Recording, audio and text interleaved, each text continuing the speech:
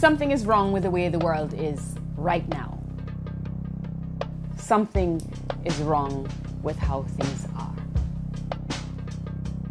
We keep hearing about climate change, and yet every day, every single day, we keep pumping more carbon dioxide into the atmosphere.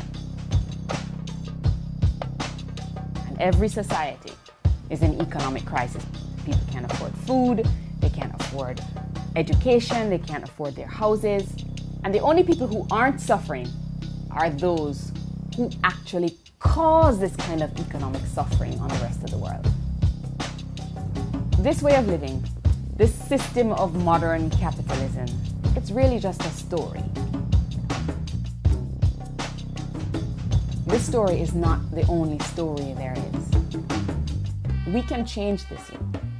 But in order for us to change it, we really have to accept some really difficult truths. Truth one, we live in a matrix. From the moment we're born, we are programmed to believe in this value of individualism. We are told that competition is a good thing. We're taught to amass material possessions, no matter if it hurts other people. We are taught to believe that who we are rests in what we buy.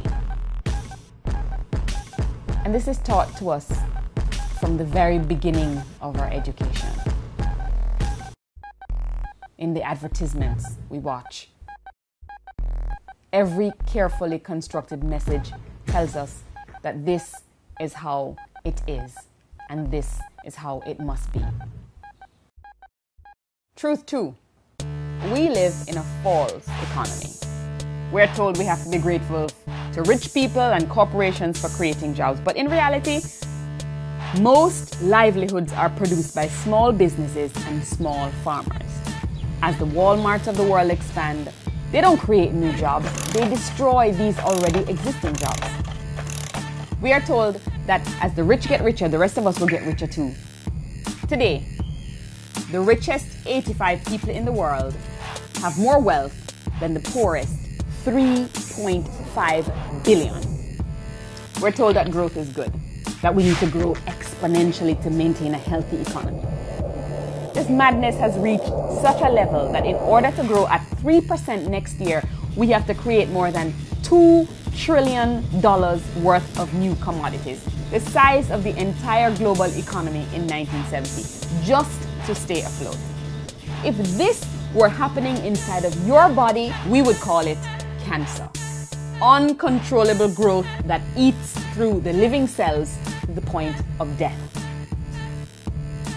We are told we can solve global poverty if rich countries give more aid to poor countries. But see beyond this rhetoric. It becomes obvious that aid is flowing in the other direction. Rich countries are rich because they grab land and natural resources and exploit the human labor of poor countries. We believe that the world is run by governments and that those governments are democratic.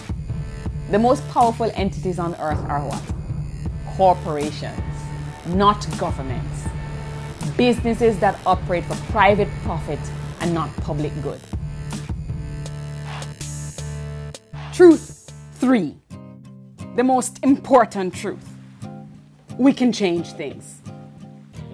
Everywhere, all across the globe, these myths are falling apart. Everywhere, people are yearning for a different story. They don't want to hear this story anymore. Anthropologists tell us that for most of human history, we lived in small, egalitarian societies that awarded cooperation and sharing, and they punished selfishness and accumulation. All we lack is the confidence to see beyond the constraints of our present story.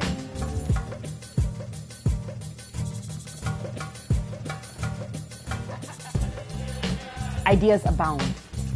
These ideas point to a better way, like alternative measures of growth, or even getting rid of our debt-based currency system altogether, or removing corporate money from politics, or even putting limits on how powerful corporations can become.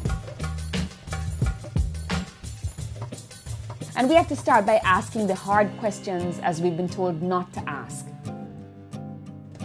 People around the world are beginning to do just this. They are rising up in response to our civilization's crisis. From Occupy Wall Street to the Arab Spring, from protests in Brazil to the Chilean winter, from the Zapatistas in Mexico to the student uprising in Quebec, from the Idle No More indigenous peoples movement to the transition towns across the world, these are all expressions of a new world that is possible. Will you continue as a soldier of the status quo? Will you know that destruction is on its way and still stay on the same path? Or will you stand with the rest of the world's social movements to create a better world? A world you know, I know, we know in our heart of hearts is so very possible.